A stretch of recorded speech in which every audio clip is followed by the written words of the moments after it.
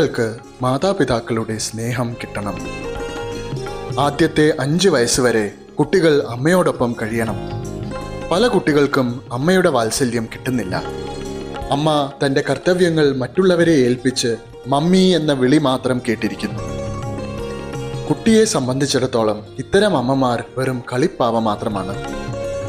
മാതാപിതാക്കൾ വിദ്യാസമ്പന്നരും ധനവാന്മാരുമാണെങ്കിലും കുട്ടികൾ അംഗവൈകല്യം സംഭവിച്ചവരെ പോലെയാണ്.